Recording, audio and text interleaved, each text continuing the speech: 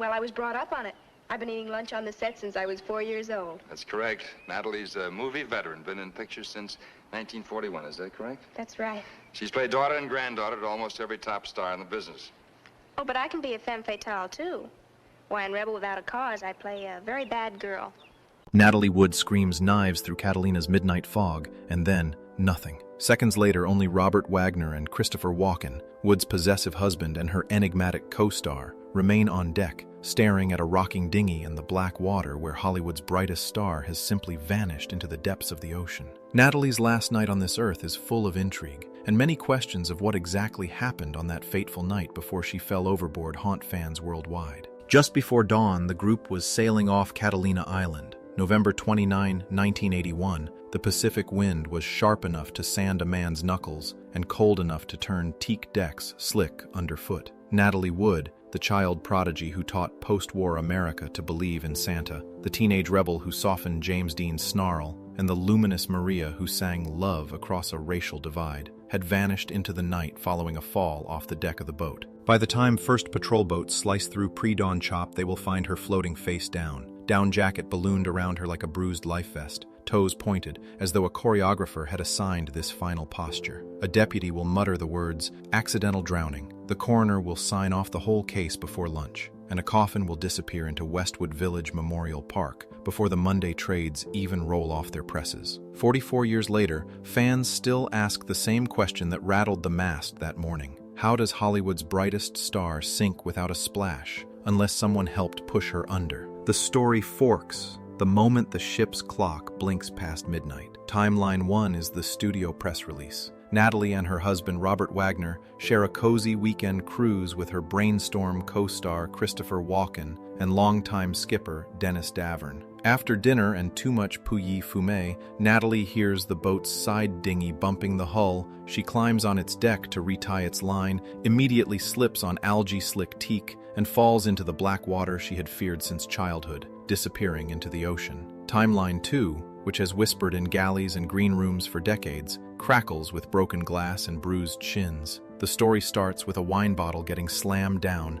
and Wagner snarling, "Are you trying to steal my wife?" towards Walken, the actor, not wanting to feed the conflict and incite the rage of a jealous man, retreats away to his room. Conflict then erupts between Natalie and Wagner, ending in a physical altercation where she's pushed into the ocean. The next 90 minutes vanished into hush orders, delayed radio calls, and a mayday sent far too late. 2 stories, 2 missing hours, 1 autopsy that never explains the bruises spiraling Natalie's legs like fingerprints, and a death certificate later amended to read drowning and other undetermined factors, a bureaucrat's confession that something didn't add up. To understand why the questions keep washing back onto the beach, rewind 43 years to a foggy July morning in 1938 San Francisco. Natalia Nikolaevna Zakharenko, known as Natasha to her family, Natalie to the Marquise, draws her first breath beneath shipyard cranes and Russian lullabies. Her mother, Maria, fled the Bolsheviks with little more than superstition and a vision of Hollywood stardom for her daughters. Legend says she once stalled her Studebaker outside a studio gate so 4-year-old Natasha could trot through swinging doors with a bouquet for director Irving Pitchell. Pitchell cast the cherub in Happy Land, where her childhood ended on the first take.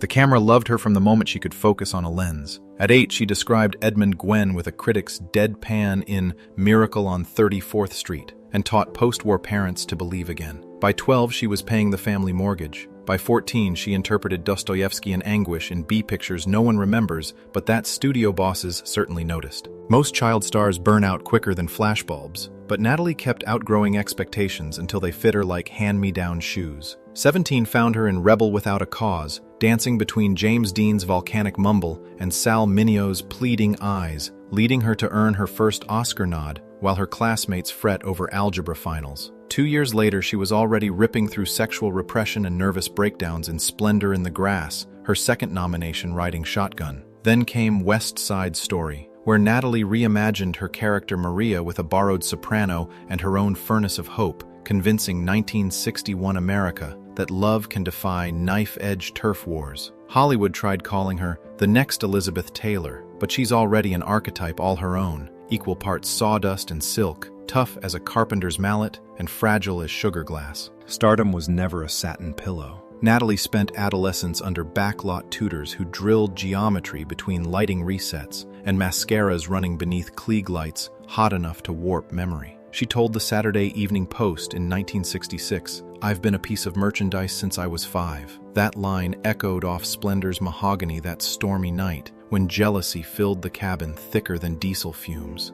Cue the brass section and open the romance ledger. December 28, 1957, Scottsdale, Arizona. 19-year-old Natalie glides down a candlelit aisle in white satin to marry Robert Wagner, square-jawed, silver-tongued, and studio-groomed to within an inch of perfection. Fan magazines melted. Gossip columnists, however, sniffed smoke behind the chiffon. There were whispers of Wagner's disappearances at 2 a.m., whispers that said he found both sexes equally magnetic. Natalie ignored the rumor until 1961, when different unconfirmed accounts claim a confidant showed her proof enough to crack their wedding band. Trials for separations arrived in June that year. Divorce sealed by April 1962. The fairy tale had sunk. The rebound velocity was high. She was soon seen with Warren Beatty's, whose volcanic grin escorted her through New York cabarets. The lovers didn't stop there. Michael Caine, with suede boots and buzzing, swinging London scenes, taught her to dodge carnivorous paparazzi. Eventually, she found herself with Venezuelan shoe baron Ladislav Blatnik, who proposed to her with a diamond the size of a dime. Natalie agreed, but returned the ring before the ink dried on the engagement papers. She wanted to feel something real beneath the tinsel. She thought she'd found it with British producer Richard Gregson. The date was May 30th, 1969. Malibu sun slants golden across a barefoot wedding. For 18 months, Natalie found a rare, domestic hush diaper, grocery runs, nights when no one pointed a flashbulb.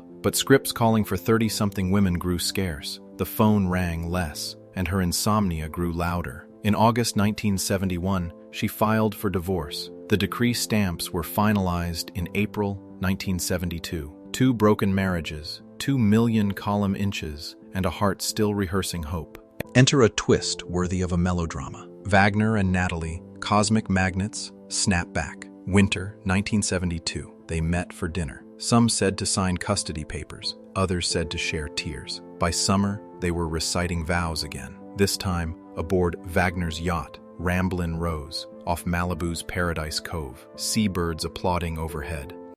Natalie's daughter, baby Courtney, arrived in March 1974, family portraits glowing across Ladies' Home Journal spreads. Yet beneath the pastel serenity, tensions grew. Wagner's TV career purred along on Switch and Heart to Heart. Natalie's auditions often slid to younger stars like Jane Fonda, Faye Dunaway, and other newer ingenues with studio momentum. On a nightly basis, she traced Pacific horizons from their split-level glass wall, red wine glimmering in crystal, wondering if anyone remembered she once carried entire pictures on 12-year-old shoulders. Add one last accelerant to this powder keg. In 2015, retired FBI agent Donald G. Wilson alleged he and Natalie participated in a 4-year affair beginning in 1973, backed by love letters hidden in hotel Bibles and rendezvous while she was pregnant with Courtney. The claim, however, remains unverified. Wagner called the tale delusional, but in Hollywood hearsay ages like bourbon, more potent each year. By autumn 1981, the marriage's surface looked calm. The undertow was another story. It's Thanksgiving weekend 1981.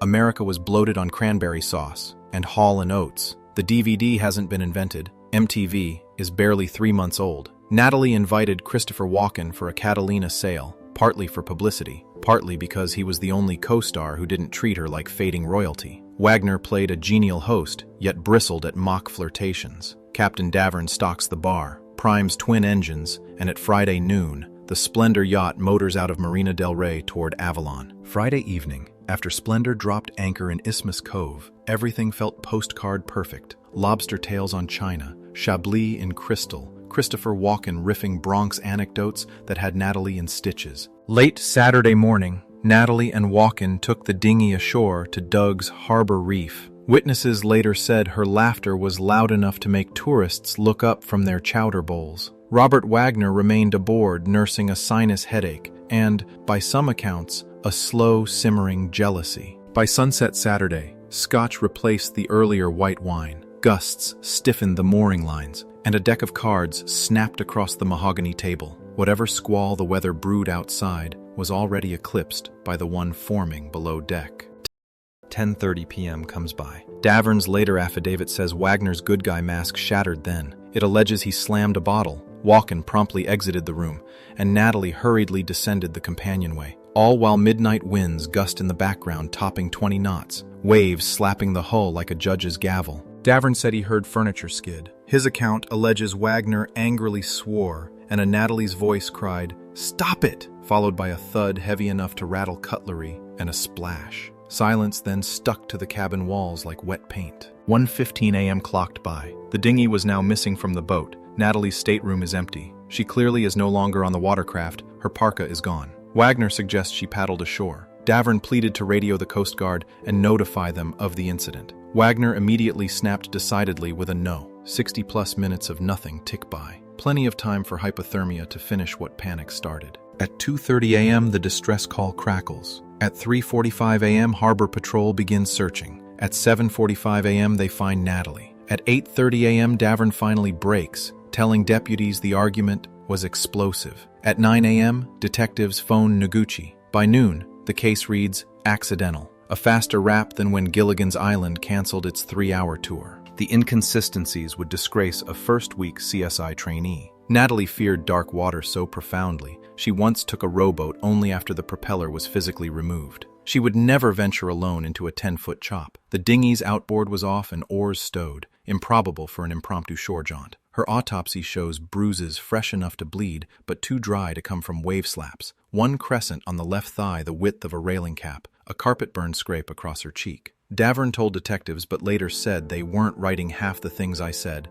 Natalie's Westwood funeral Monday morning was executed with military speed. Her coffin was closed, the press was allowed limited access, and eulogies were limited to 2 paragraphs. Richard Gregson, Natalie's ex-producer husband, couldn't secure a seat on the plane there in time. James Dean's estate sent lilies. Hollywood went immediately back to work because tragedy is good for box office, but bad for shooting schedules. Then Lana Wood unsheathed her big sister Fury. She hired her own pathologists and even showed 8x10 glossies of bruises on Mayor TV show Geraldo. She was convinced foul play was involved and gave it her all to share the evidence with the public. Late-night radio host Art Bell devoted 3 shows to the Catalina cover-up, extensively covering the case. Private eyes begin swarming the nearby island where the events of the night transpired. Davern tended Wagner's ranch bar under what tabloids called hush money. Walken continued to book film after film, answering every Natalie question with glazed politeness and a quick pivot. The mystery hibernates until November 2011, when Davern, whiskey courage sloshing in his gut, called 48 Hours producer David Browning and boldly stated, "I lied to protect RJ." He claimed Wagner and Natalie fought over Walken, that Wagner delayed the Mayday, that Natalie's bruises came from cabin violence, not a fall from deck. The Los Angeles County Sheriff's Department yanked the dusty file, reassigned detectives John Carina and Ralph Hernandez, and re-interviewed anyone involved that was still breathing. Forensics 2.0 applied bruise pattern software, photometric imaging, and wind shear modeling. Analysts found contusions whose blood settling indicates infliction while Natalie was upright, not adrift. 2 fishermen anchored 500 yards off Goathead Rock recalled a woman screaming, "Help me!" between midnight and 12:15 a.m. Their 1981 statements were somehow filed under miscellaneous sounds unconfirmed. The coroner's office amended Natalie's certificate in 2012, the bureaucratic equivalent of a raised eyebrow. They updated cause of death read, drowning and other undetermined factors. Translation, somebody botched this.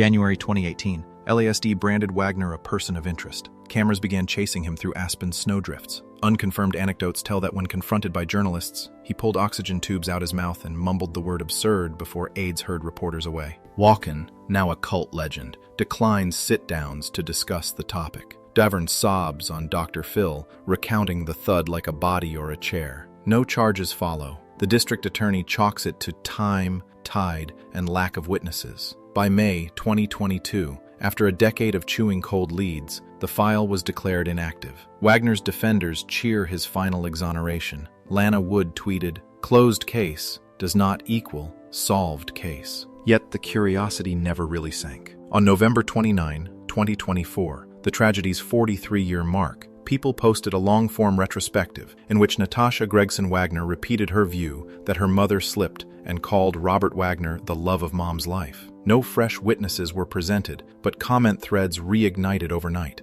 proving the embers still glow. Meanwhile, Thomas Noguchi, now in his mid-90s, told the Los Angeles Times in a brief 2023 phone interview that he remains uneasy about the bruising patterns that led his office to amend the death certificate back in 2012. Natasha's plea for peace and the retired coroner's lingering doubt kept the story teetering, even 4 decades on, between polite closure and a nagging sense that something is still missing. Now zoom out and survey the wreckage left on shore. Natalie's eldest child, Natasha Gregson Wagner, produced a gentle 2020 documentary, More Than Love, framing the tragedy as a tragic accident and praising Wagner for 30 years of stepfather devotion. Courtney stays private, rarely speaking. Lana Wood refuses to quiet, calling Wagner a coward in each new interview. Walken passes on the opportunity to comment whenever prompted to. DeVerne now sells a memoir that skeptics branded as opportunistic, yet every cold case detective keeps a dog-eared copy. Podcasters binge 12-episode arcs titled The Dinghy. TikTokers lip-sync Natalie's interview clips, and Catalina ghost tours sell out every summer. Under the gossip, a real human legacy endures.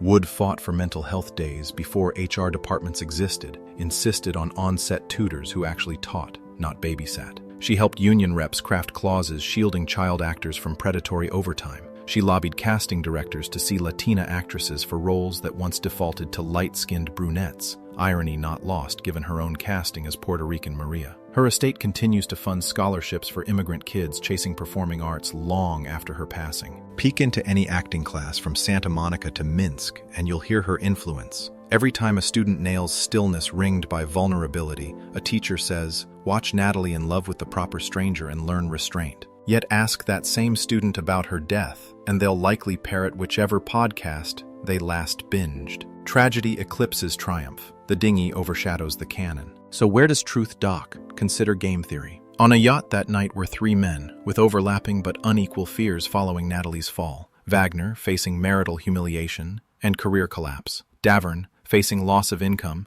and deep legal jeopardy. And Walken fearing a press circus, and his reputation being tarnished. Cooperation in terms of telling the full story posed equal risk. Mutual silence maximized personal payoff. A macabre twist on the classic prisoner's dilemma. 44 years later, that established matrix still holds. Break silence and drown alone, or hold tongues and ride out the storm of speculation. The storm, mind you, pays dividends. Every November, streaming numbers for West Side Story spike. Algorithms love cliffhangers. True crime books notch brisk sales. Cable docuseries sip ad revenue. Père Lachaise has Jim Morrison. Catalina has Natalie Wood. Mystery can be a tourism board's best friend. Yet a handful of facts refuse burial. Natalie's water phobia was real and crippling, birthed on the 1954 set of The Green Promise, when a rigged bridge collapsed, nearly drowning her at age 10. She required sedatives for boat scenes the rest of her life. She never, friends swear, untied dinghies alone, especially at midnight, especially in thick wool socks. Bruises patterned like grip marks ringed her thighs. The dinghy's oars were stowed, standard only when engines engaged, which they weren't, and Wagner waited more than an hour to radio for help,